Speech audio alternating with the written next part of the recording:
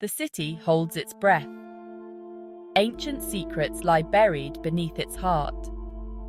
This is a place where time itself seems to pause, where the echoes of the past whisper through the leaves. A place of power, of intrigue, and of enduring mystery. It has witnessed centuries of history, from royal processions to public protests. Its paths have been trodden by kings and queens, revolutionaries and reformers, artists and dreamers. This is a place where history has been written, and where its secrets continue to beckon. Long before the city's clamour reached its borders, this land lay cloaked in ancient woodland, untouched and serene, a sanctuary for countless forms of life. A sacred spring, revered by the Romans, bubbled forth from its depths, its waters believed to possess healing powers and mystical properties. The air hung heavy with mystery, a sense of something ancient and powerful, as if the very trees whispered secrets to those who would listen. This was a place of worship, a place of sacrifice, where ancient rituals were performed under the canopy of leaves and where the veil between worlds was said to be thin. Then, in the 11th century, the whispers changed, carried on the winds of time. The Normans arrived, their conquest complete, bringing with them new customs and a different perspective on the land. They saw not a sacred grove, but a strategic asset, a resource to be utilized for their own purposes. This woodland, they declared, would become a royal hunting ground, a place for the elite to hunt and gather, forever altering its destiny. And so began a new chapter in the story of this enigmatic place, a chapter that would see it transformed, yet still echoing with the whispers of its ancient origins. The air, once filled with birdsong and the rustle of leaves, now echoed with the thunder of hooves. The serene forest was transformed into a stage for the royal hunt, where nature's tranquility gave way to the excitement and chaos of the chase. Royal hunting parties surged through the woodland, their quarry the wild deer that roamed freely. These hunts were not just a sport, but a demonstration of power and skill, a tradition passed down through generations of nobility. The conqueror himself, William, is said to have hunted within these very woods. His presence here marked the beginning of a long history of royal patronage and the establishment of these grounds as a symbol of authority. He established a vast deer park, encompassing over 1,000 acres, a symbol of his power and dominion. This park was meticulously maintained, ensuring that it remained a perfect hunting ground for the royal family. For centuries, it remained a royal playground. The park was not only a place for hunting, but also for various other leisure activities, where the nobility could relax and enjoy the outdoors. Kings and their courts pursued leisure and sport within its boundaries. The thrill of the hunt, the camaraderie among the nobles, and the splendour of the surroundings made it a favoured retreat. Henry VIII, a king known for his appetites, was particularly fond of hunting here. His love for the sport was well documented, and he often spent days in the park, indulging in the thrill of the chase. It is said that he built himself a hunting lodge within the park's confines, a place where he could indulge in his passions away from the prying eyes of the court. This lodge became a sanctuary for him, a place where he could escape the pressures of kingship and immerse himself in the joys of the hunt. But the whispers of discontent were growing louder.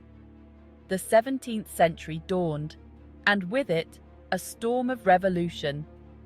The monarchy, once absolute, found itself challenged by the rising tide of parliamentarianism. And this very park, a symbol of royal privilege, became a stage for this epic struggle. In 1642, at the outbreak of the English Civil War, the park was seized by parliamentarian forces.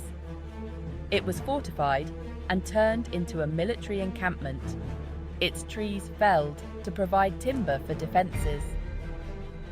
The air, once filled with the sound of the hunt, now echoed with the clang of armour and the tramp of soldiers' boots. The restoration of the monarchy in 1660 brought with it a return to royal favour. Yet, the park was no longer the exclusive domain of the Crown. Charles II, a shrewd politician, recognised the changing times. He opened the park to the public, transforming it into a fashionable promenade. This newfound accessibility, however, did not erase the park's darker side. It became notorious as a duelling ground, where gentlemen settled their differences with swords and pistols. The air, now filled with laughter and music, often carried the sharp scent of gunpowder and the hushed whispers of clandestine encounters. The 19th century ushered in an era of unprecedented change. London, at the heart of a vast empire, pulsed with energy and ambition. And this park, once a royal hunting ground, became a showcase for the nation's prowess. In 1851, the great exhibition of the works of industry of all nations was held within its grounds. A marvel of glass and iron, the Crystal Palace, rose from the earth, a testament to Victorian ingenuity and ambition. Millions flocked to witness this spectacle of innovation, their footsteps marking the beginning of the park's transformation into a truly public space. The whispers of dissent, once silenced by royal decree, now found a permanent platform. In 1872, a designated area within the park was officially recognised as a site for public speaking and debate. Speaker's Corner, as it became known, embodied the spirit of free speech, attracting a diverse array of orators and audiences. From political activists to religious zealots, from philosophers to eccentrics, Speaker's Corner provided a space for all voices to be heard. It became a symbol of democracy and freedom of expression, a place where the powerful and the powerless could engage in passionate debate. The 20th century dawned, casting a long shadow over the world. 2 world wars would test the resilience of the nation, and this park, once a symbol of peace and leisure, would bear witness to the turmoil. During both world wars, the park was used for military purposes. Trenches were dug, anti-aircraft guns installed, and soldiers drilled on its once peaceful lawns. Yet, amidst the darkness, the park also offered solace and hope. It became a gathering place for Londoners, seeking respite from the bombings and a symbol of resilience in the face of adversity. Monuments and memorials. As the city healed from the wounds of war, the park became a place of remembrance. Monuments and memorials were erected, each one a silent testament to the sacrifices made. The park's landscape, once shaped by royal decree and Victorian ambition, now bore the imprint of a nation's grief and gratitude. The Diana, Princess of Wales Memorial Fountain, a tribute to the beloved princess, became a place of pilgrimage for mourners from around the world. The 7/7 Memorial, commemorating the victims of the London bombings, stands as a stark reminder of the fragility of peace. A haven for nature and recreation. Today, the park stands as an oasis of green amidst the urban sprawl. Its trees, some centuries old, provide a welcome canopy from the city's clamour. The Serpentine, a shimmering ribbon of water, offers a place for boating and quiet contemplation. This park has become a sanctuary for both nature and city dwellers. It is a place where one can escape the relentless pace of urban life and reconnect with the natural world. Its paths are now trodden by joggers and cyclists, families picnicking on its lawns, and lovers strolling hand in hand. Whispers in the trees. As the sun begins its descent, casting long shadows across the grass, one can almost hear the whispers of the past. The golden hues of the setting sun paint a picture of serenity, a moment frozen in time. The laughter of children playing echoes the merriment of royal picnics. Their joy is a timeless melody, a reminder of simpler days when the park was a playground for royalty and commoners alike. The rhythmic thump of a jogger's feet mirrors the hoofbeats of King Henry's hunting party. Each step taken in the present reverberates with the energy of the past, a dance of history and modernity.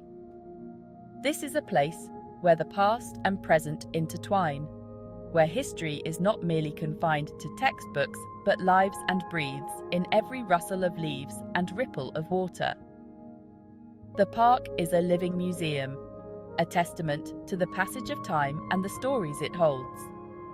It is a place where the secrets of centuries are etched into the very fabric of its being, waiting to be discovered by those who know how to listen. Each tree, each path, holds a tale, a whisper of days gone by, inviting us to explore and uncover its mysteries. Unveiling the secret, Hyde Park. And so we come to the heart of our mystery. This place of ancient origins, royal intrigue, and enduring spirit. This park, a microcosm of London's history itself, is none other than Hyde Park. Hyde Park is more than just a green space. It is a living testament to the city's ever-evolving story. It is a place where the echoes of the past mingle with the vibrancy of the present, creating an atmosphere of unparalleled magic and intrigue.